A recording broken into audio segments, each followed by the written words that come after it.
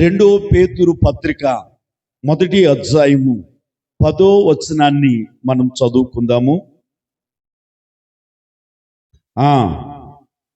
సహోదరులారా, మీ పిలుపును ఏర్పాటును నిశ్చయము చేసుకొనుటకు మరీ జాగ్రత్త పడుడి. ప్రార్థన చేసుకుందాం. పరిశుద్ధుడైన మా ప్రభువా, నీ ఉన్నతమైన పిలుపును బట్టి వందనాలు. ఇక్కడికి వచ్చిన నీ ప్రజలను నేను పిలవలేదు, నువ్వు పిలిచావు కాబట్టి వచ్చారు. నీవు వారితో మాట్లాడాలి కాబట్టి పిలిచావు. వారిని ఆత్మ సంబంధమైన మందిరముగా కట్టాలి కాబట్టి పిలుచుకున్నావు. తండ్రి, నీకు వందనాలు. నీ బిడ్డలందరితో ఈ దినము మాట్లాడుటకు మీరు పూనుకొనగా ప్రతి హృదయము నీ వాక్యాన్ని స్వీకరించగలిగినట్లు ఆత్మీయ చెవులు, ఆత్మీయ నేత్రాలు తెరిచి మా కంటికి కనబడకపోయినను మా మధ్య నుండి మాతో మాట్లాడుతున్న నిన్ను చూడగల భాగ్యము, నీ స్వరము వినగల భాగ్యము మాకివ్వండి. పరిశుద్ధాత్మన, నిలుచున్న నన్ను మరుగుపరచండి. ఆత్మస్వరము నాయనా, ఆత్మ చెప్పుచున్న సంగతులు చెవిగలవాడు వినుగాక. ఆత్మయే సంగతులు చెప్పేది. మాతో మాట్లాడమని మా మధ్యకు దిగి వచ్చిన యేసు ప్రభుల వారి పేరట ఈ ప్రార్థన అడిగి వేడుకుంటున్నాను తండ్రి, ఆమేన్. జాగ్రత్తగా వాక్యాన్ని మనం విందాం. వాక్యంలో రాయబడిన మాట ఏమిటంటే, నీ పిలుపును నీ ఏర్పాటును నిశ్చయము చేసుకొనుటకు జాగ్రత్త పడు. ఈ రాత్రి దేవుడు నీతో మాట్లాడుతున్న మాట, నీ పిలుపు నీ ఏర్పాటు నిశ్చయమేమిటి? దేవుడు ఎక్కడెక్కడి నుంచో ఈ స్థలానికి నిన్నెందుకు పిలుచుకున్నాడు? ఆయన పిలుపులో ఉన్న మూల ఉద్దేశం ఏమిటి?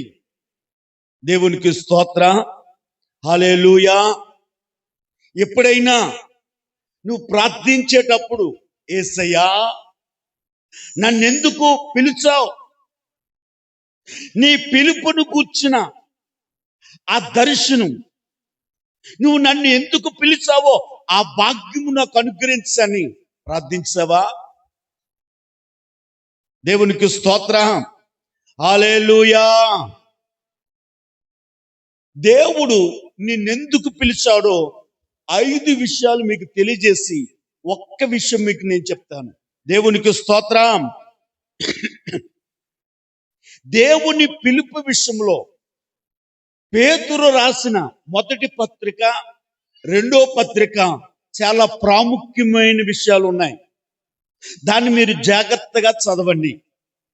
మొదటి పేతురు పత్రిక 3:9 వచనాన్ని మనము చదువుతున్నప్పుడు, ఆశీర్వాదమునకు కారకులగుటకు మీరు పిలువబడితిరి. దేవునికి స్తోత్రం. మీరు ఎందుకు పిలువబడ్డారు అని అంటే, ఆశీర్వాదానికి కారకులు అవ్వటానికి పిలువబడ్డారు. ఎందుకు చెప్పండి? ఆశీర్వాదానికి కారకులు అవ్వటానికి పిలువబడ్డారు. రెండోది, మొదటి అధ్యాయము 14వ వచనం చదువుదాం. నేను పరిశుద్ధుడై ఉన్నాను గనుక మీరును పరిశుద్ధులై ఉండడని. దేవునికి 16వ వచనం కూడా చదువుదాం. కాగా మీరు విధేయులకు పిల్లలై మీ పూర్వపు అజ్ఞాన దశలో మీకుండిన ఆశలను అనుసరించి ప్రవర్తింపక మిమ్మును పిలిచిన వాడు పరిశుద్ధుడై ఉన్న ప్రకారము మీరును ఆ పరిశుద్ధులై ఉండండి. దేవునికి స్తోత్రం. దేవుడు నిన్ను రెండోదిగా ఎందుకు పిలిచాడు అంటే పరిశుద్ధులై ఉండటానికి పిలిచాడు. ఎందుకు పిలిచాడు చెప్పండి? పరిశుద్ధులై ఉండటానికి పిలిచాడు. మూడోదిగా మనం చూస్తే 2వ అధ్యాయము 9వ వచనాన్ని మనం చదువుదాం. అయితే మీరు చీకటిలో నుండి ఆశ్చర్యకరమైన తన వెలుగులోనికి మిమ్మును పిలిచిన వాని గుణాతిశయములను ప్రచురము చేయు నిమిత్తము దేవునికి స్తోత్రం. మిమ్ములను ఎందుకు పిలిచాడు అంటే వెలుగులోనికి ఆయనను మిమ్మల్ని పిలిచాడు. ఎక్కడ పిలిచాడట? వెలుగులోనికి పిలిచాడు. మనము 4వదిగా మనం చూస్తే 2:20 మనం చూద్దాం.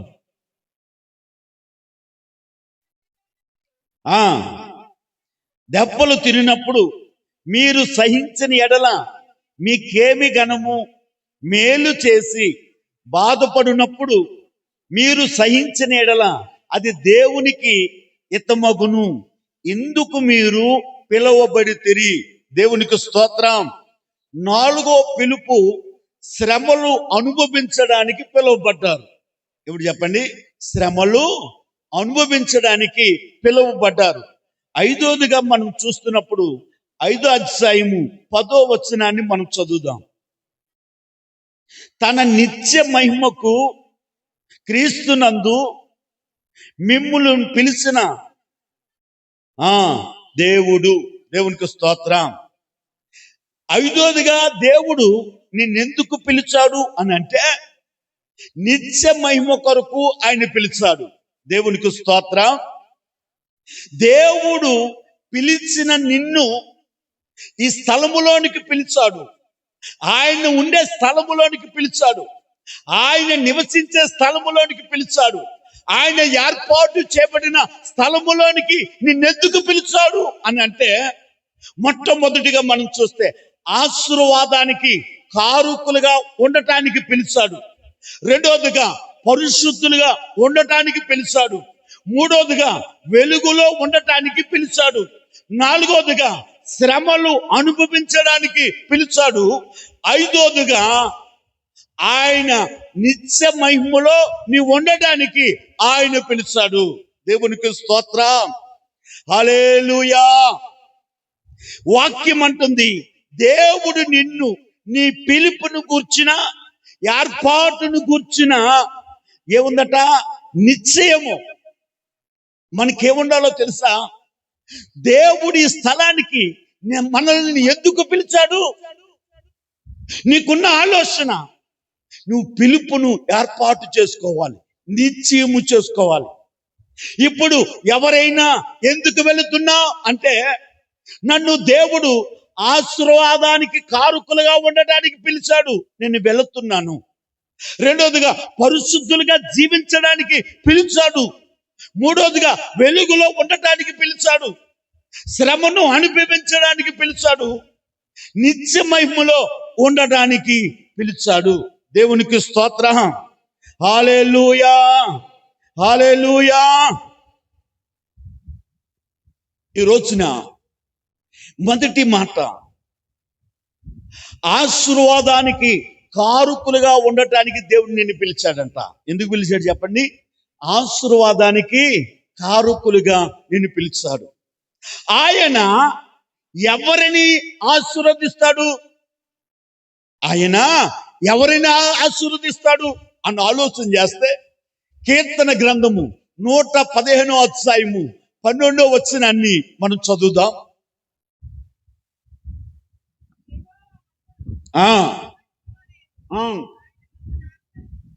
యెహోవా మమ్ములను మరిచిపోలేదు, ఆయన మమ్ములను ఆశీర్వదించెను.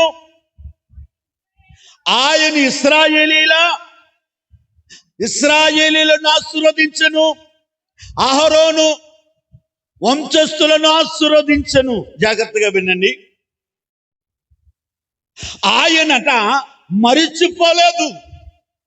దేవుడు నిన్ను ఆశీర్వాదానికి కారుకులుగా ఉండటానికి పిలిచాడు. పిలిచిన ఆయన మరిచిపోలేదు. ఆయన నిన్ను ఆశీర్వదించడానికి పిలిచి ఆయన మర్చిపోలేదంట. ఎందుకు మర్చిపోలేదంటే ఆయన వాక్యం అంటుంది, చూడు నిన్ను నేను నా అరిచేతిలో చెక్కుకున్నాను. పక్కన ఉంటే మర్చిపోవచ్చు, దూరంగా ఉంటే మర్చిపోవచ్చు, పక్క గదిలో ఉంటే మర్చిపోవచ్చు, కానీ నిరంతరము ఆయన చేతిలో నిన్ను చెక్కుకున్నాడు. నిన్ను నిరంతరము ఆయన చేతిలో చెక్కుకున్నాడు. ఆయన నిన్ను మర్చిపోలేదు. దేవునికి స్తోత్రం. ఎవరిని ఆయన ఆశీర్వదిస్తాడు? ఇశ్రాయేలీయులను ఆశీర్వదించును. ఇశ్రాయేలీయులు అంటే సమాజము, లేకపోతే ప్రజలు. దేవుడు అంటున్నాడు, నేను ప్రజలందరినీ ఆశీర్వదిస్తాను. రెండోదిగా అహరోను వంశస్థులు అనగా దైవ సేవకులు. ఎవరు చెప్పండి? దైవ సేవకులు. నేను ప్రజలను ఆశీర్వదిస్తాను, దైవ సేవకులను ఆశీర్వదిస్తాను. 13వ వచనం చదవండి. పిన్నలనేమి పెద్దలనేమి తన యందు భయభక్తులు గల వారిని యెహోవా ఆశీర్వదించును. దేవుడు నీతో మాట్లాడుతున్నాడు. నిన్ను ఆశీర్వదించడానికి పిలిచి ఆయన అంటున్నాడు, పెద్దలనేమి పిన్నలనేమి ఆయన యందు భయభక్తులు కలిగిన వారిని దేవుడు ఆశీర్వదిస్తాడట. దేవుడు ఆశీర్వదించేటప్పుడు నువ్వు చిన్నవాడివి, లేకపోతే నువ్వు పెద్దవాడివి, నువ్వు జ్ఞానహీనుడివి, లేకపోతే జ్ఞానవంతుడివి, నువ్వు దరిద్రుడవు, లేకపోతే నువ్వు ధనుకుడవు, ఇవేమి దేవుడు చూచే దేవుడు కాదు. దేవుడు చిన్నవారిని పెద్దవారిని అందరిని కూడా ఆశీర్వదించడానికి సిద్ధముగా ఉన్నాడు. అయితే దేవుడు అంటున్నాడు, ఆయన యందు భయభక్తులు కలిగిన వారిని ఆశీర్వదిస్తాడట. దేవునికి స్తోత్రం. దేవుని దగ్గరకు వచ్చిన నీకు ఉండవలసినది ఆయన యందు భయభక్తులు. ఆయనందే ఉండాలట. దేవుని యందు భయము లోకానికి దూరంగా చేస్తుంది నిన్ను. దేవుని యందు భయము పాపానికి దూరముగా చేస్తుంది. భక్తి ఏం చేస్తుంది తెలుసా? దేవునికి నిన్ను దగ్గరగా చేస్తుంది. భయమేమో లోకము నుండి పాపము నుండి నిన్ను దూరపరిస్తే, భక్తేమో దేవునికి దగ్గరగా చేస్తుంది. ఈ రోజున దేవుని ఆశీర్వాదము పొందటానికి ఆయన దగ్గరికి వచ్చావా? ఆయన యందు భయభక్తులు కలిగిన వారిని ఆశీర్వదించడానికి ఇప్పుడే నీ ముందున్నాడు ఆయన. దేవునికి స్తోత్రం. హల్లెలూయా.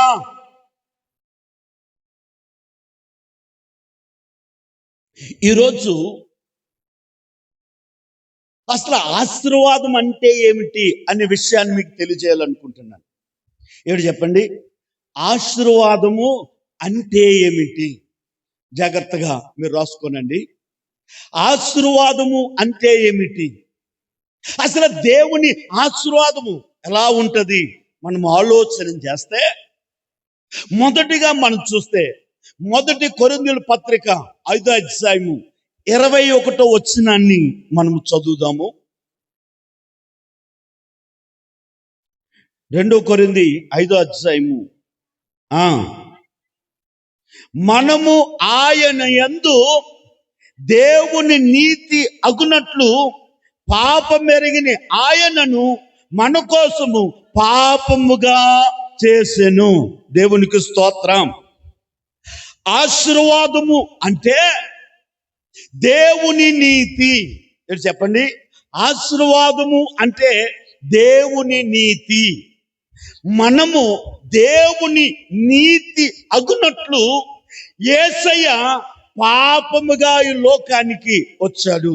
దేవునికి స్తోత్రం. ఆశీర్వాదము ఎక్కడ ఉంది?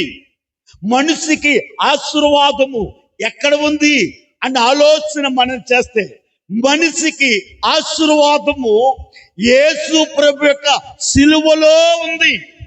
సిలువే నీకు ఆశీర్వాదము. యేసు యొక్క సిలువలోనే నీ ఆశీర్వాదము దాగి ఉంది. ఆశీర్వాదం అనగా మొదట తెలుసా, మనము దేవుని నీతి అవడము. మనం ఏంటి చెప్పండి? దేవుని నీతి అవడము. దేవునికి స్తోత్రం. హల్లెలూయా. మనం ఎవరు? పాపులము. మనం ఎవరము? శాపగ్రస్తులము. మనం ఎవరు చెప్పండి? మనము పాపులము, మనము శాపగ్రస్తులము. పాపులమైన మనము, శాపగ్రస్తులైన మనము దేవుని నీతి అగాలి అంటే, దేవుని నీతిగా మనము మార్చబడాలి అంటే ఈ శాపము పోవాలి, ఈ పాపము మనుషుల నుండి పోవాలి. కనుక యేసు ప్రభు వారు ఎలాంటి వాడంటే, పాపము లేనివాడు ఆయన మన కొరకు పాపముగా చేయబడ్డాడట. దేవునికి స్తోత్రం. హల్లెలూయా, హల్లెలూయా. అందుకే మొదటి పేతురు పత్రిక 2వ అధ్యాయము 22 నుంచి చదవండి. ఆయన పాపము చేయలేదు, ఆయన నోట ఏ కపటము కనబడలేదు, ఆయన దూషింపబడి బదులు దూషింపలేదు, ఆయన శ్రమపడి బెదిరింపక తను అప్పగించుకొనును. మన పాపముల విషయమే చనిపోయి నీతి విషయమే జీవించినట్లు ఆయన తానే తన శరీరమందు పాపములను మ్రాణి మీద మోసుకొనెను. దేవునికి స్తోత్రం. హల్లెలూయా. యేసయ్య నిన్ను ఆశీర్వాదానికి కారకులుగా ఉండడానికి పిలిచి, ఆయన నిన్ను ఆశీర్వదించడానికి ఎలా ఆశీర్వదిస్తున్నాడంటే దేవుని నీతి. దేవుని నీతి. మనం ఎవరని చెప్పండి? మనము నీతిమంతులు కాదు, దేవుడు ఒక్కడే నీతిమంతుడు. మన పాపం నుండి, శాపం నుండి విడిపించి దేవుని నీతి అగునట్లు సిలువమాను మీద మన అపరాధాలను మోసిన వ్యక్తి ఎవరంటే యేసు ప్రభులు వారు. దేవునికి స్తోత్రం.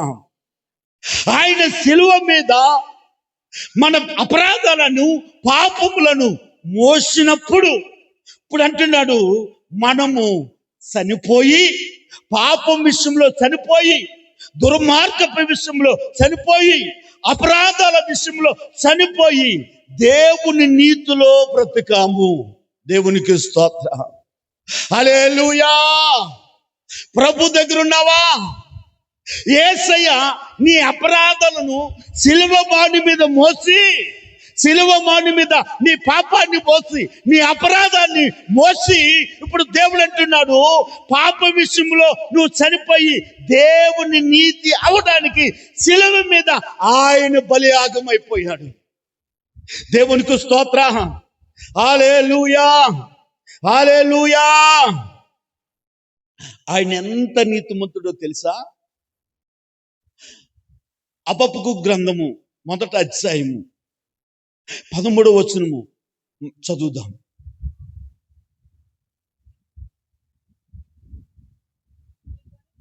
మీ కను దృష్టి దృష్టత్వము చూడలేనంత నిష్కలంకమైనది కదా. దేవునికి స్తోత్రం. హల్లెలూయా. దేవుడు మనుషులతో మాట్లాడుతున్నాడు. దేవుడు ఎలాంటి వాడంటే, ఆయన కను దృష్టి పాపమును చూడలేనంత నిష్కలంకమైనది. ఈ రోజున దేవుని నీతిగా మార్చబడాలి అంటే దేవుడు అంటున్నాడు, నీవు దేవుని నీతిగా మార్చబడితే నీవు పాపమును చూడలేనంత పవిత్రత కలిగిన వాడిగా ఉండాలి. దేవునికి స్తోత్రం. హల్లెలూయా. పాపమును చూడలేనంత పరిశుద్ధత కలిగిన దేవుడు ఆయన. దేవునికి స్తోత్రం. హల్లెలూయా. మనలో దేవుని నీతి ఉండాలి అని అంటే 4 విషయాలు ఉన్నాయి. ఆ 4 విషయాలను మనలో ఉంటే గనక మనము దేవుని నీతికి మార్చబడినట్లు. ఇదే గొప్ప ఆశీర్వాదము. దేవునికి స్తోత్రం. హల్లెలూయా, హల్లెలూయా. రోమాపత్రిక 5వ అధ్యాయము మొదటి నుంచి చదువుదాము. కాబట్టి నీతిమంతులుగా తీర్చబడి మన ప్రభువైన యేసు క్రీస్తు ద్వారా దేవునితో సమాధానము కలిగి ఉందుము. దేవునికి స్తోత్రం. నీవు దేవుని నీతికి మార్చబడ్డావు అని అంటే మన పాప విషయంలో చనిపోయి నీతి విషయంలో జీవించుచున్నాము అని అంటే, ఇప్పుడు అంటాను మొదటగా నీలో ఏముంటో తెలుసా? సమాధానము. నీలో ఏముంటో తెలుసండి? సమాధానము. యేసు ప్రభులు వారు సమాధానానికి కర్త. ఏంటి చెప్పండి? సమాధానానికి కర్త అయిన దేవుని సమాధానము నీలో ఉన్నదా? మనము దేవునితో సమాధాన పడాలి, మనుషులతో సమాధాన పడాలి. దేవునికి స్తోత్రం. యోబు ఉదయాన్నే లేచి దేవుని సన్నిధిలో మోకరించి, ఒకవేళ తలంపులోనైనా నా బిడ్డలు ఏమైనా పాపం చేశారేమో. ఎందుకో తెలుసా? ప్రతి దినము యోబు కుటుంబం ఒక్కొక్కరి దగ్గర విందు చేసేది. ఏం చేసేది చెప్పండి? విందు చేసేది. ఇప్పుడు యోబు కుటుంబంలో ఉన్న ఐక్యత బైబిల్ గ్రంథములో ఎక్కడ మనం చూడలేము. వారు 10 మంది పిల్లలు రోజుకొక చోట వారు ఏం చేసుకునేవారట? 10 మంది కలిసి విందు చేసుకునేవారు. అంటే ప్రేమ పంచుకునేవారు, స్నేహము, కలిసి ఉండేవారు. దేవునికి స్తోత్రం. వాక్యం ఏమంటుందో తెలుసా? సామెతల గ్రంథము, కడుపు నిండిన వాడు తేనె పట్టునైనా తొక్కుతాడట. కడుపు నిండిన వాడు తేనె పట్టునైనా త్రొక్కుతాడట. ఇప్పుడు యోబు తలంపేటో తెలుసా? నా బిడ్డలు ఈ విందులో కడుపు నిండిన తర్వాత ఏమైనా తలంపులో కానీ దృష్టిలో కానీ దేవుని మాత్రము యొక్క తలంపులైనా ఒకవేళ దేవునికి వ్యతిరేకమైన ఏదైనా మాట్లాడితే అన్న తలంపు కలిగి ఉదయాన్నే దేవుని సన్నిధిలో మోకరించి ఆయనతో సమాధాన పడేవాడు. ఈ రోజున ప్రభు సన్నిధిలో మోకరించిన నీవు ఉదయకాలమే, దేవా ఈ దినమంతా నీతో నాకు సమాధానము దయచేయి, నీతో నాకు సత్సంబంధము కలగచేయి అని ఏ రోజైనా ఉదయకాలము లేచి ప్రార్థించావా? మొర్రపెట్టావా? దేవునితో సమాధానము కలిగి ఉన్నావా? సమాధానానికి కర్తగా ఉన్నావా? నీవు దేవుని నీతిగా అగపడటానికి మొదటి లక్షణము సమాధానము. మొదటి ఏంటి చెప్పండి? సమాధానము. దేవునికి స్తోత్రం. ఇంకా పైకి చదువుదాం. మరియు ఆయన ద్వారా మనము విశ్వాసం వలన ఈ కృపయందు ప్రవేశము గలవారమై అందులో నిలిచి ఉండిడి. దేవునికి స్తోత్రం. ఇప్పుడు కృపలో ప్రవేశించి అందులో నిలిచి ఉండాలట. 2వ లక్షణం ఏంటో తెలుసా? నీవు దేవుని నీతిగా మార్చబడ్డావు అని అంటే, నీవు పాపాన్ని శాపాన్ని విడిచిపెట్టి దేవుని నీతిగా నువ్వు మార్చబడ్డావు అని అంటే నీలో ఏమిటో తెలుసా? కృపా ప్రవేశము. ఏంటి చెప్పండి? కృపా ప్రవేశము. దేవునికి స్తోత్రం. హల్లెలూయా. కృపా ప్రవేశం అంటే ఏంటండి? ఏమిటి చెప్పండి? కృపా ప్రవేశం అంటే ఏంటండి? దేవునికి స్తోత్ర. నువ్వు గదిలో ఉన్నావు, తలుపేసుకున్నావు. ఇప్పుడు నువ్వు గదిలో ప్రవేశించిన తర్వాత ఎవరన్నా రాయి విసిరితే తగులుతుందా? ఈటి విసిరితే తగులుతుందా? ఏంటి తగులుతుందా? కృపా ప్రవేశం అంటే యేసు ప్రభువారు కృపామయుడైన, కృపా కలిగిన దేవుడైన ఈ రోజున మనము జీవిస్తున్నాము అనటానికి కారణము ఆయన కృప. ఆయన కృప లేనిదే మనము జీవించలేము. ఎవరినన్నా అడగండి, అమ్మా బాగున్నారా, బిడ్డలు బాగున్నారా, భర్త బాగున్నాడా అంటే, అయ్యా బాగున్నాము దేవుని కృప వలన. ఏమంటారు చెప్పండి? దేవుని కృప వలన. ఈ రోజున నీవు బ్రతికున్నావు, క్షేమంగా ఉన్నావు, దీవింపబడ్డావు. దేవుని కృప, దేవుని కృప. దేవుని కృపలో నీవు ప్రవేశించిన తర్వాత ఇప్పుడు నీవు ముందు వెనక పైన కింద ఇప్పుడు కృప ఆవరించి ఉంటది నిన్ను. ఏం ఆవరించి ఉంటదండి? కృప. కృప ఆవరించి ఉంటది. దేవునికి స్తోత్రం. ఇప్పుడు వర్షం వస్తుంది, రైన్ కోట్ వేసుకుని మరి నేను వర్షంలో వెళ్తున్నాను, తడుస్తానా? ఏంటి చెప్పండి, తడుస్తానా? తడవను. ఎందుకు? నేను రెయిన్ కోట్ లోపల ఉన్నాను. నా వెలుపలంతే ఉంది, నన్ను తడపకుండా వర్షానికి ప్రొటెక్షన్ ఇచ్చే రైన్ కోట్ లోపల నేను ఉన్నాను. ఈ రోజున దుష్టుడు అగ్ని బాణాలు వేయటానికి, ఈ రోజున నీవు మనిషిని బాధ పెట్టడానికి నిందలు కాచుకుని ఉన్నాయి, అవమానాలు కాచుకుని ఉన్నాయి, కట్ల మధ్య మనసు బతుకుతున్నాడు, వ్యాధులు కాచుకుని ఉన్నాయి. దుష్టుడు అగ్ని బాణాలు వేస్తున్నప్పుడు, అవమానాలు నీ మీద దాడి చేస్తున్నప్పుడు, నిందలు నీ మీద దాడి చేస్తున్నప్పుడు నీవు కృపా ప్రవేశం చేసి కృపలో ఉంటే అగ్ని బాణాన్ని అడ్డుకుంటే ఏదో తెలుసా? కృప. అగ్ని బాణాన్ని ఏది అడ్డుకుంటుందట? కృప. దేవునికి స్తోత్రం. హల్లెలూయా. నీ గుడారమును ఏ తెగులు సమీపించదు. కారణం నువ్వు కృపలో ఉన్నావు, కృప చేత నింపబడి ఉన్నావు, కృపా ప్రవేశం చేస్తావు. నీవు దేవుని కృపా ప్రవేశం చేయగలిగితే ఇప్పుడు దుష్టుడు నీ మీద అగ్ని బాణాలు వేస్తే నీకు తగలదు, నిందలు వేస్తే నీకు తగలదు. ఏమేస్తే చెప్పండి? ఎందులో ఉండాలంటే కృపలో ఉండాలి. ఈ రోజున నింద అనుభవిస్తున్నావా? శాపాన్ని అనుభవిస్తున్నావా? కీడును అనుభవిస్తున్నావా? అనారోగ్యాన్ని అనుభవిస్తున్నావా? సమస్యల మధ్య ఉన్నావా? దుష్టుడు అగ్ని బాణాలు అవే. మనుషుల మీద దుష్టుడు అనబడుతున్న అపవాది వేసే అగ్ని బాణాలు అంటే ఏదో తెలుసా? శ్రమ, ఇబ్బంది, ఇరుకు, వ్యాధి, కీడు. ఏమిటి చెప్పండి? కీడు, నిందలు, అవమానాలు, ఇవి దుష్టుడి నుండి వస్తాయి. ఎక్కడి నుంచి వస్తాయి చెప్పండి? దుష్టుడి నుండి వస్తాయి.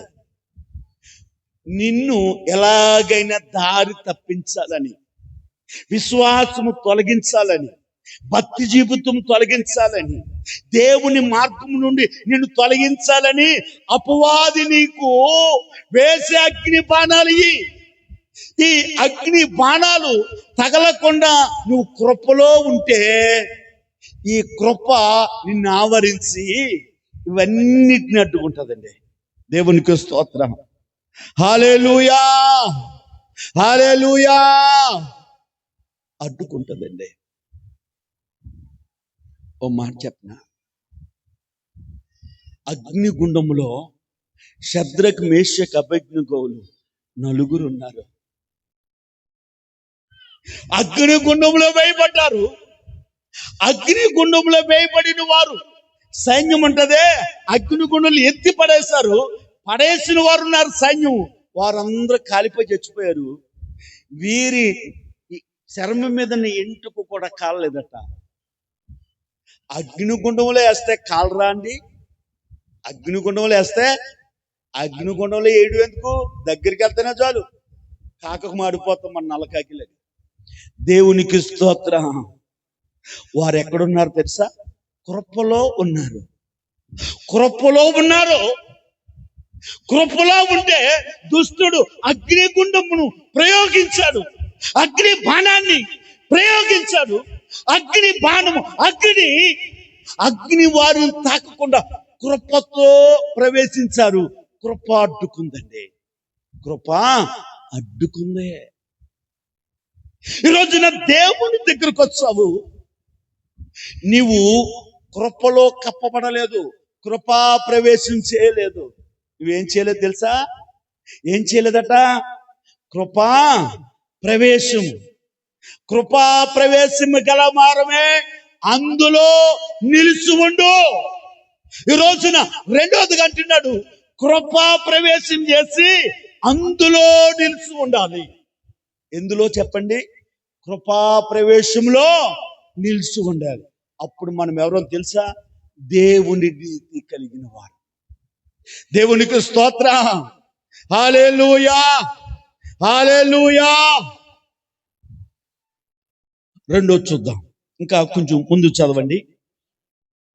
దేవుని మహిమను గూర్చిన నిరీక్షణను బట్టి అతిశయపడుతున్నాము.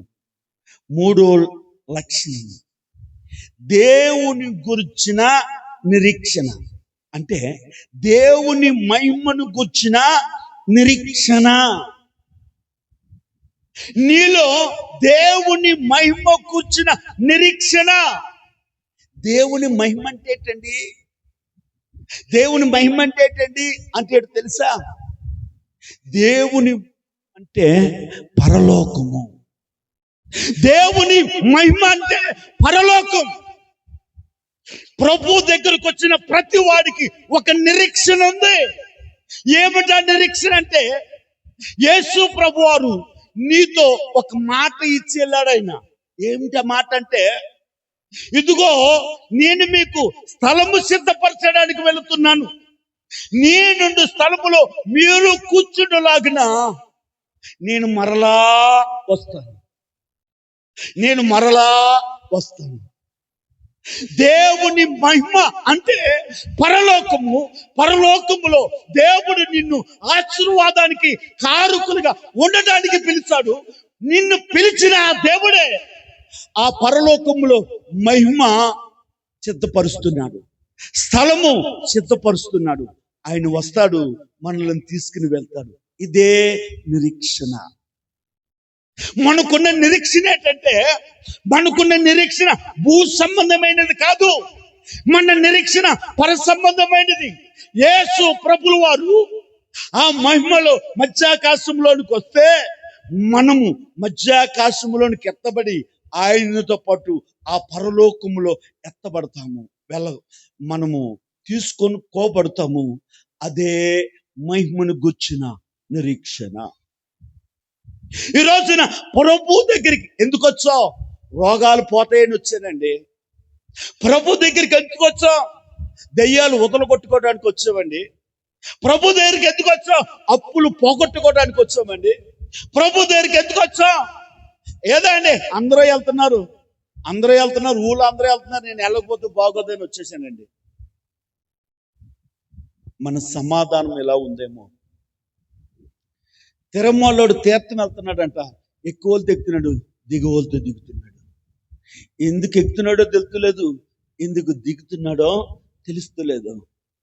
ఈ రోజున ప్రభు దగ్గరికి వచ్చిన వారు శరీర సంబంధమైన కార్యాల కొరకు వచ్చావా? పరలోకమునికి వచ్చిన ఆ నిరీక్షణ కొరకు వచ్చావా?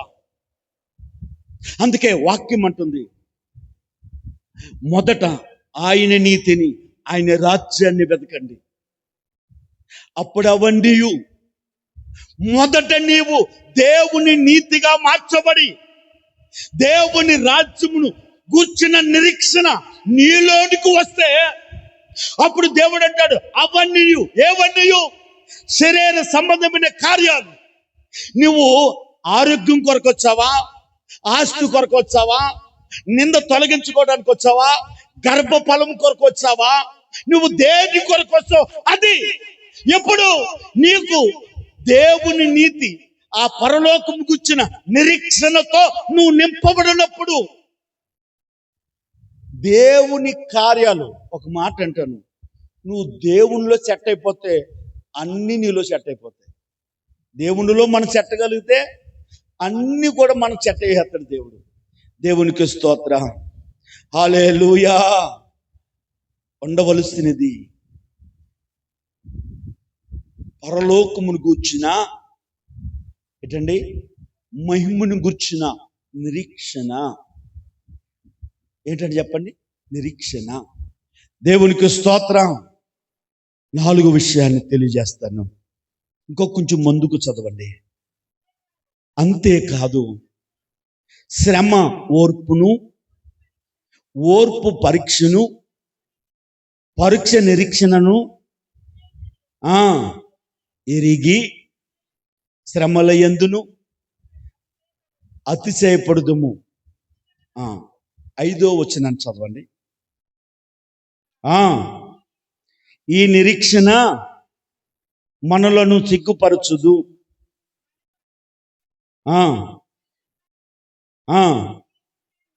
పరిశుద్ధాత్మ ద్వారా దేవుని ప్రేమ మన హృదయములలో కుమ్మరింపబడి ఉన్నది. దేవునికి స్తోత్రం. 4వ విషయం ఏంటో తెలుసా? పరిశుద్ధాత్మ ద్వారా దేవుని ప్రేమ మనలో కుమ్మరింపాలట.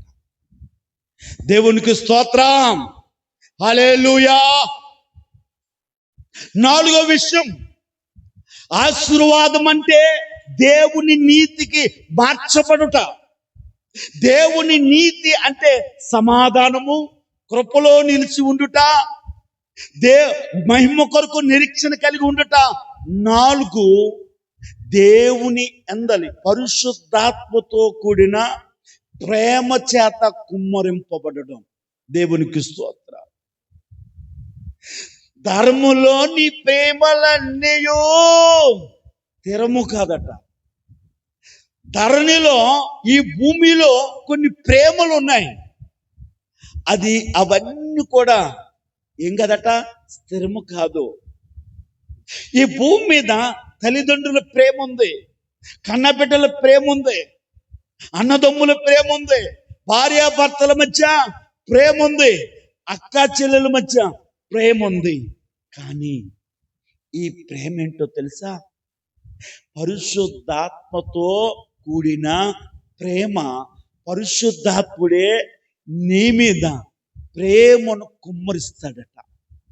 ఆ ప్రేమను కుమ్మరించినప్పుడు, ఆ ప్రేమ చేత నువ్వు కుమ్మరింపబడినప్పుడు జరిగే సందర్భం ఏంటో తెలుసా? దేవునికి స్తోత్రం. హల్లెలూయా. యేసు గెత్సేమనే తోటలో ప్రార్థన చేయడానికి వెళ్ళినాడు.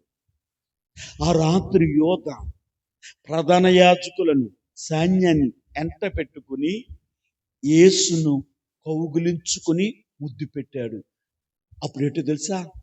ఇది కపట ప్రేమ. ఈ ప్రేమ కపట ప్రేమ. యేసును అప్పగించడానికి పెట్టిన ముద్దు ప్రేమ. అప్పుడు యేసు ప్రభువును సైనికులు బంధిస్తూ ఉంటే పేతురు కత్తి తీసి మల్కు అనేవాడు చెవి తెగ నరికాడట. ఎవరిని బంధిస్తుంటే? యేసు ప్రభుని బంధిస్తూ ఉంటే, నాయకుడిని బంధిస్తుంటే శిష్యులు మలుకు చెవి తెగ నరికారట. దేవునికి స్తోత్రం. యేసు ప్రభు ఏమన్నా తెలుసా? భలే నరికేవారు పేతురు. శబాస్, శిష్యుడంటే నువ్వు అని అనాలి. ఏమంటాడు తెలుసా? కత్తి పట్టుకున్నాడు, కత్తితోనే మరణిస్తాడు, కత్తి లోపల పెట్టాడు. ఆ తెగ నరిచిన ఆ చెవుని తీసుకొచ్చి ఆ మొలుకు చెవికి పెట్టి ఏం చేశాడట? స్వస్థపరిచాడు. ఇది ప్రభు ప్రేమ. శత్రువుని ప్రేమించే ప్రేమ. ఈ రోజున ప్రభు ప్రేమ ఏంటో తెలుసా? ప్రభు ప్రేమ అంటే ఏంటో తెలుసా? నిన్ను చంపడానికి వచ్చాడు. నిన్ను చంపబోతున్న వాడి మీద కోపం కాదు, పగ కాదు, ప్రేమ చూపించాలి. యేసు ప్రభు సిలువలో వేలాడుతూ ఉన్నప్పుడు అక్కడ శతాధిపతి ఒకడున్నాడు. యేసు మరణించాడో లేదో మరి శిక్ష చేయడానికి అక్కడ శతాధిపతి బల్లుము ఈటి తీసుకుని పొడిచాడంటండి.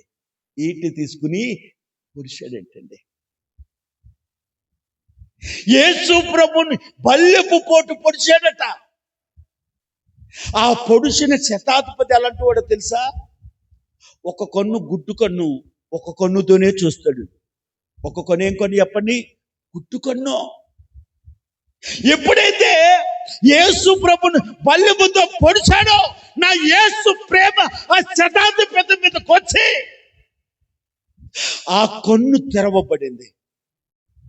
కీడు చేసిన వాడికి మేలును పంచడమే నా యేసు ప్రేమ. దేవునికి స్తోత్రం, హల్లెలూయా. పొడిచిన వాడికి మేలు చేసిన యేసయ్య. ఈ రోజున మనం ఎవరో తెలుసా? పాపులం. యేసు ప్రభు దగ్గరికి రోజు వచ్చి పాపాలను కడిగేసుకుని దేవుని దగ్గర ఒప్పుకుని తీర్మానం చేసుకుని అదే పాపములో నువ్వు మరలా అదే పాపములో నువ్వు చేస్తున్నావు, అదే స్థలంలోనికి వెళ్తున్నావు, అదే క్రియలు చేస్తున్నావు. ఒకసారి కడగటానికి రక్తం దారిపోచాడు, మళ్ళీ పాపంలో పడ్డావు. ఓ మాట చెప్పమంటారా? సబ్బు తయారు చేసినోడైనా సరే సబ్బుతో తానం చేయాలి. సబ్బు తయారు చేశాను కదా నేను తానం చేయవలసిన పని లేదంటే కుదురుతుందా? వాడు మురికిపోద్దా? వాడు దుర్వాసన పోదా? ఈ రోజున ప్రభు దగ్గర ఉన్న నువ్వు మాటికి పాపము కడుక్కుని మరలా పాపంలో పడిపోతుంటే నా దేవుడు మరలా నీ కొరకు తన రక్తాన్ని చిందిస్తున్నాడు. మరలా నా దేవుడు, మన దేవుడు మరలా ఆయన రక్తాన్ని నీ మీద ఏం చేస్తున్నాడు? గాయపరచబడితేనే రక్తం వస్తుంది, గాయం రేపబడితేనే రక్తం వస్తుంది. ఈ రోజున దేవుడు పాపం ఒప్పుకుంటున్నావు, ఆయన రక్తంతో కడుగుతున్నాడు. మరలా వెళ్ళిపోతున్నావు, పాపంలో పడిపోతున్నావు. మరలా ఏం చేస్తున్నాడో తెలుసా? ఆయన రక్తాన్ని మళ్ళీ గాయాన్ని రేపుకుని రక్తాన్ని చిందించి నీ మీద నిన్ను పాపాన్ని కడుగుతున్నాడు ఆయన. అందుకే ప్రకటన గ్రంథంలో యోహాను చూస్తున్నాడు 2025 సంవత్సరాల కిందట గెత్సెమనే ఆ కల్వరి కొండ మీద ఆ యేసు ప్రభువారు ఆ సిలువలో వేలాడబడితే, మనుషులందరి కొరకు వధింపబడితే యోహాను చూస్తున్నాడు. ఏంటో తెలుసా? నేను వధింపబడినట్లుండిన గొర్రె పిల్లను చూచి తిని. ఏం చూశాడైనా? వధింపబడినట్లుండిన గొర్రె పిల్లని చూస్తాడు. అంటే ఈ రోజు చూస్తున్నాడు, వధింపబడినట్లుంది. రేపు చూస్తున్నాడు, అలాగే ఉంది. ఎల్లుండి చూస్తున్నాడు. ఇప్పుడు 2025 సంవత్సరాల నుండి చూస్తూనే ఉన్నాడు. వధింపబడుతూనే ఉంది, రక్తము చిందింపబడుతూనే ఉంది, రక్తము కారుతూనే ఉంది. ఇది నా యేసు ప్రేమ, ఇది నీ యేసు ప్రేమ. ఈ రోజున ఆయన ప్రేమను గురించి వింటనే నువ్వు దేవుని ఆత్మచేత నింపబడి ఆయన ప్రేమ నీలో చూపించుకోగలిగితే ఎలా ఉండాలంటే చెప్పండి, దేవుని ప్రేమ చేత కుమ్మరింపబడాలంట. కుమ్మరింపబడడం అంటే ఏంటో తెలుసా? మనలో పొడి కొంత ఎంత లేసంతైనా పుట్టుబచ్చంతైనా కూడా లేకుండా తడపబడడం. ఏంటి చెప్పండి? తడపబడడం. అంటే పూర్తిగా దేవుని ప్రేమకు మారిపోవడం. దేవుని ప్రేమకు మారిపోవడం.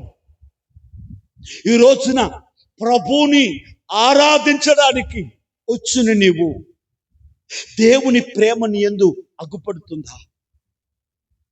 నువ్వు శత్రువుని ప్రేమించగలుగుతున్నావా? మనము ప్రేమను చూపించగలగాలి. ఆ ప్రేమ మనము చూపించగలిగితే పరిశుద్ధాత్మ యందలి ప్రేమ మనలో పరిపూర్ణమగునట్లు. దేవునికి స్తోత్రం. హల్లెలూయా, హల్లెలూయా.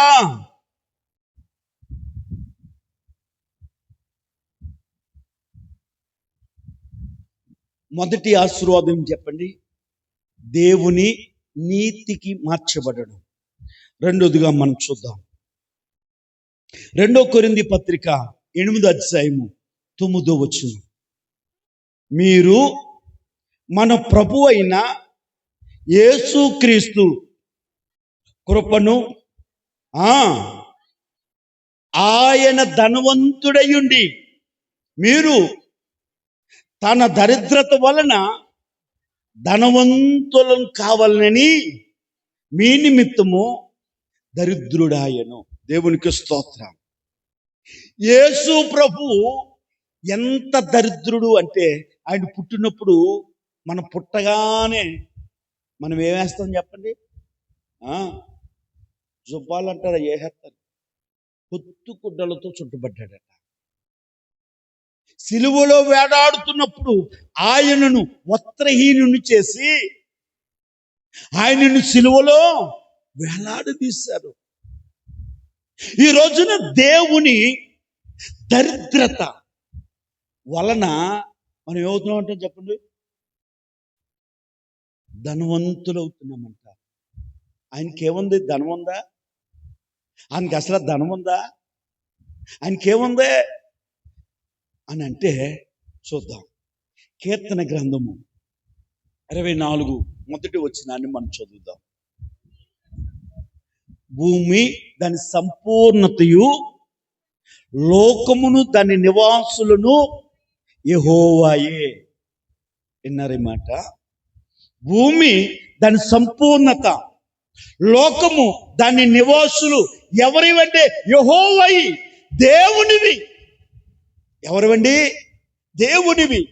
భూమిలో ఉన్న సమస్తం, భూమి మీద నివసించే నివాసులు మనమందరం కూడా ఎవరి వారు అంటే దేవుని వారం. మనం దేవునికి చెల్లిన వారం, ఆయన ఆస్తి.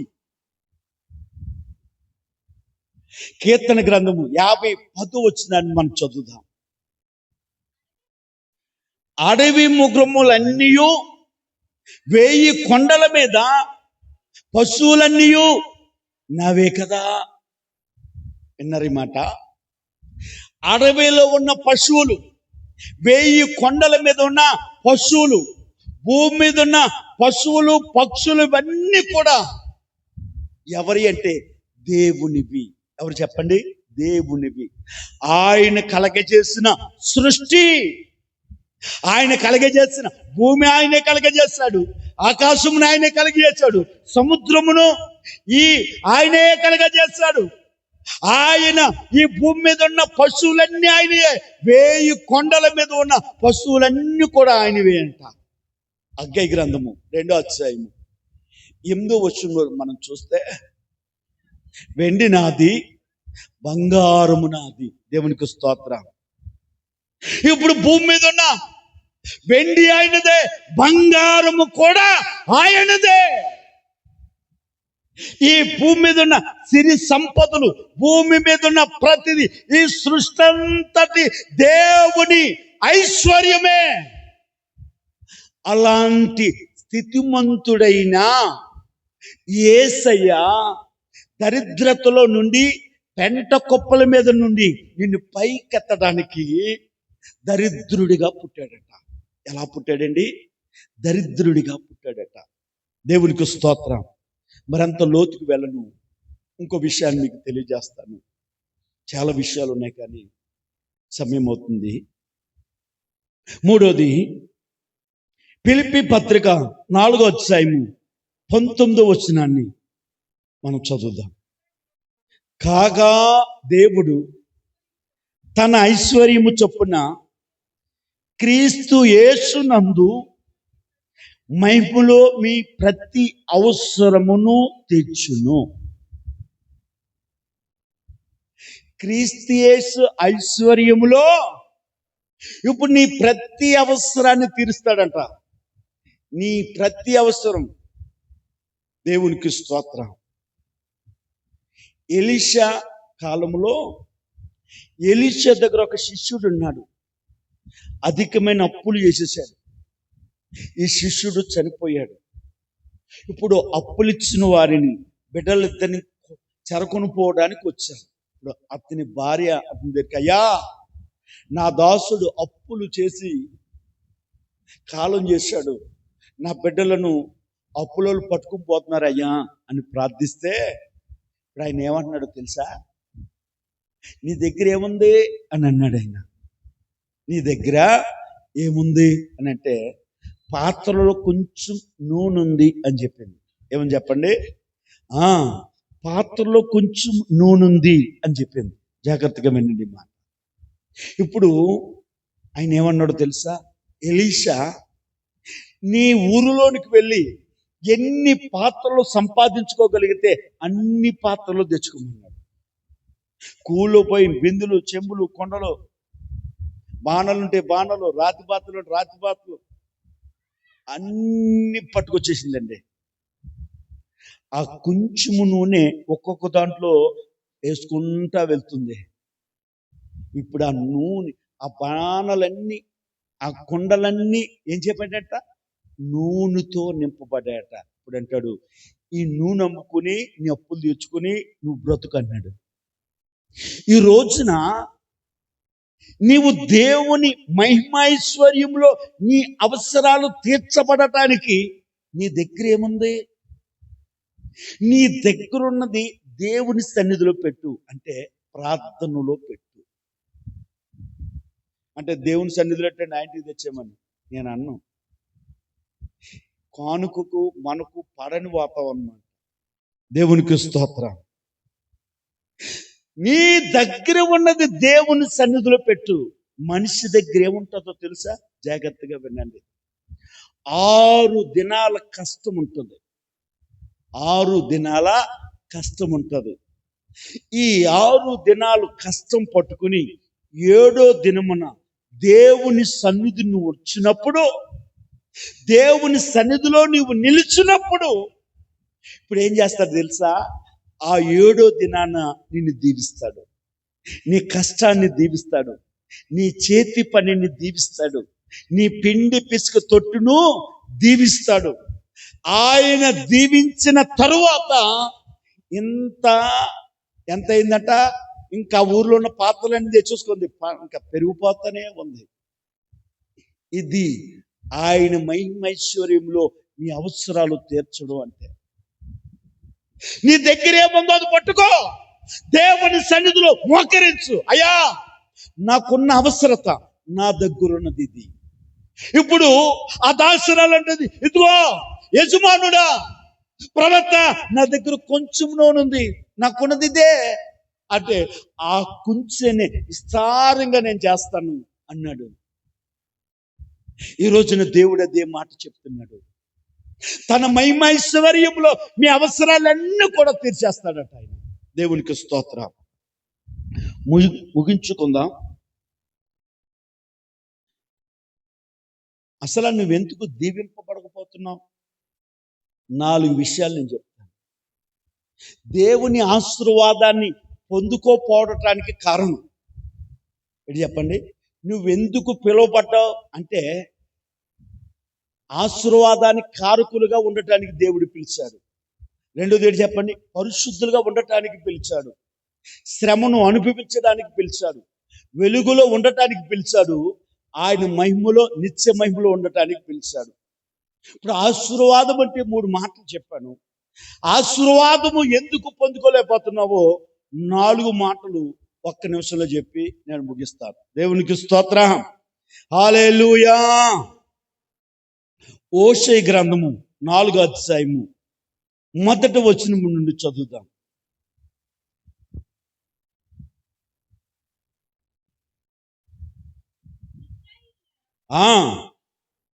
యెహోవా మాట ఆలకించడి, సత్యమును కనికరమును దేవుని గూర్చిన జ్ఞానము దేశమందు లేకపోవుట చూచి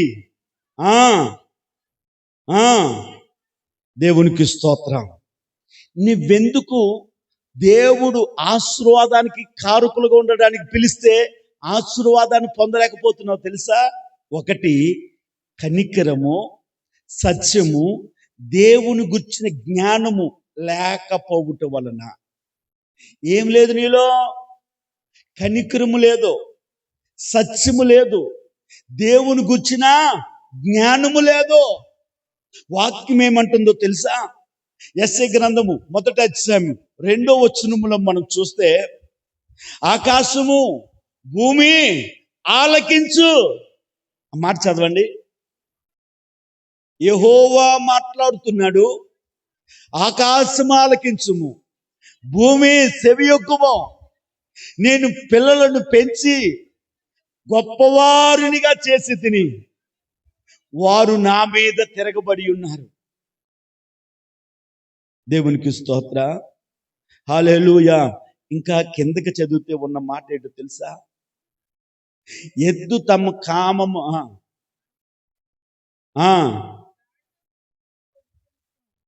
దేవునికి స్తోత్రం, హల్లెలూయా. ఎద్దు తమ కామాందుని ఎరుగునంట, గాడిద తన సొంత వాణి దొడ్డెరుగునంట. నోరు లేని పశువులకే ఈ ఎరిగిన తనం వచ్చినప్పుడు, సొంత దొడ్డు తెలిసినప్పుడు, దేవుడు మిమ్మల్ని పుట్టించి పెద్దవాడు చేసి గొప్పవాడిని చేశాడట. దేవుని మీద తిరగబడుతున్నాం. ఎందుకో తెలుసా? మనలో కనికరము లేక, సత్యము లేక, దేవుని యందు జ్ఞానము లేక దీవెన దూరం అయిపోతుంది. దేవునికి స్తోత్ర, హల్లెలూయా. 2వ మాట చదువుదాం. యాకోబు పత్రిక 4:2. యాకోబు పత్రిక 4:2. మీకు దొరుకుటలేదు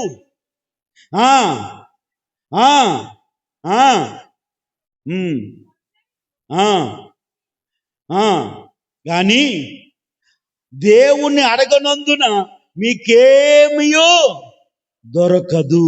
దేవునికి స్తోత్రం, హల్లెలూయా. రెండోది, ఆశీర్వాదాన్ని పొందకపోవటానికి కారణం ఏమిటో తెలుసా? ప్రార్థన లేమి. ఏమిటి చెప్పండి? ప్రార్థన లేమి. దేవుని అడగనందున ఏమీ దొరకట్లేదట. ప్రార్థన లేమి దేవుని ఆశీర్వాదాన్ని దూరం చేస్తుంది. దేవుని గురించిన జ్ఞానం లేకపోవడం వల్ల దేవుని ఆశీర్వాదము దూరం అయిపోతుంది. ఇంక సమయం లేదు వివరించడానికి. ఇంకొక మాట చదువుదాం. మత్తయి సువార్త 7వ అధ్యాయము 7-8 వచనాలు. అడుగుడి మీకు ఇయ్యబడును, వెదుకుడి మీకు దొరుకును, తట్టుడి మీకు తీయబడును, అడుగు ప్రతివాడును. దేవునికి స్తోత్రం. అడగకపోవడం,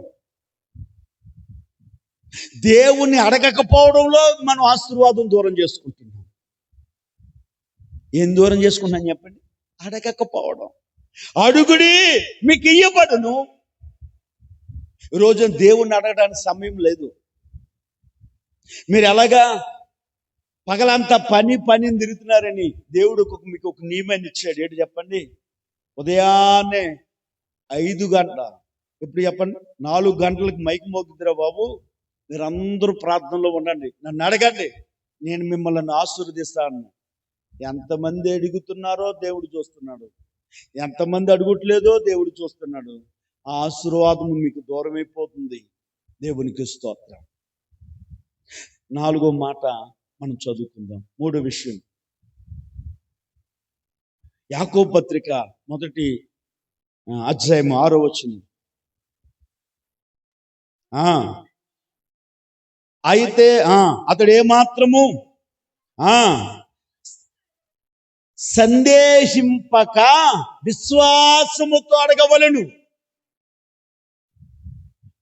ఆశీర్వాదం ఎందుకు దూరం అవుతుందో తెలుసా? విశ్వాసము లేకపోవటం వలన. ఏంటి చెప్పండి? విశ్వాసము లేకపోవటం వలన. దేవునికి స్తోత్రం, హల్లెలూయా. జాగ్రత్తగా వినండి. పేతురు చెరసాలలో ఉన్నాడంటండి. ఏంటి చెప్పండి? పేతురు చెరసాలలో ఉంది. ఇప్పుడు సంఘమంతా కూడా, ప్రభువా పేతురు చెరసాలలో ఉన్నాడు, పేతురును విడిపించమని ప్రార్థన చేస్తుంది. సంఘం ఏం చేస్తుంది చెప్పండి?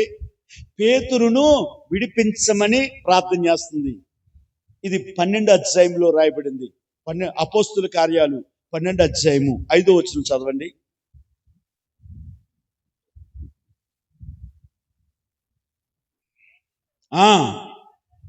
పేతురు చెరసాలలో ఉంచబడిను. సంఘమైతే అతని కొరకు అత్యాశక్తితో దేవునికి ప్రార్థన చేస్తున్నాం. జాగ్రత్తగా వినండి. పేతురు చెరసాలలో ఉంచబడ్డాడు. సంఘము ప్రార్థన చేస్తుందా? ప్రార్థన ఎలా చేస్తుందట? మామూలు ప్రార్థన కాదు, ఆసక్తి ప్రార్థన కాదు, అత్యాశక్తి అంటే అత్యాశక్తితో ప్రార్థన చేస్తుందట. ఇప్పుడు దేవుడు సంఘము ప్రార్థన విని దేవదూతను పంపి పేతురును చెరసాలను విడిపించి బయటకు తీసుకొచ్చాడు.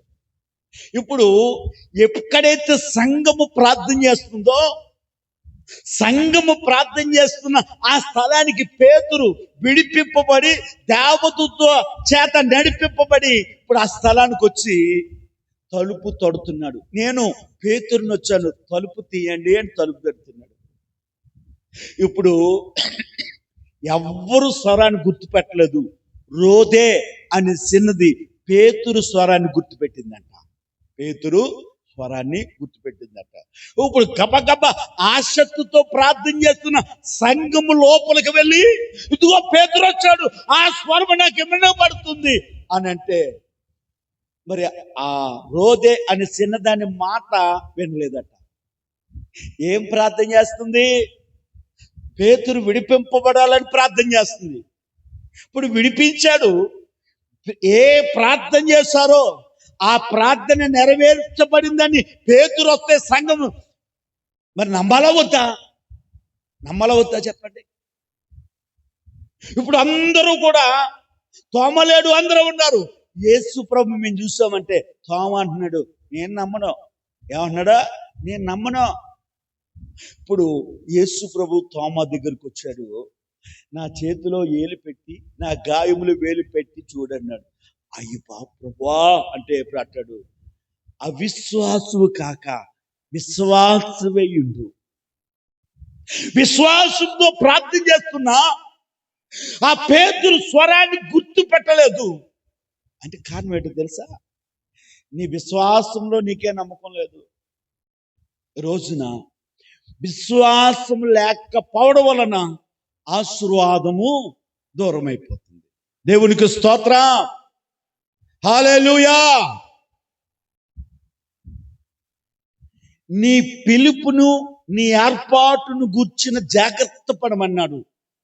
దేవుడు ఎందుకు పిలిచాడంటే నిన్ను ఆశీర్వాదానికి కారకులుగా ఉండటానికి పిలిచాడు, పరిశుద్ధుడిగా ఉండటానికి పిలిచాడు, వెలుగులో ఉండటానికి పిలిచాడు, శ్రమను అనుభవించడానికి పిలిచాడు, నిత్య మహిమలో ఉండడానికి పిలిచాడు.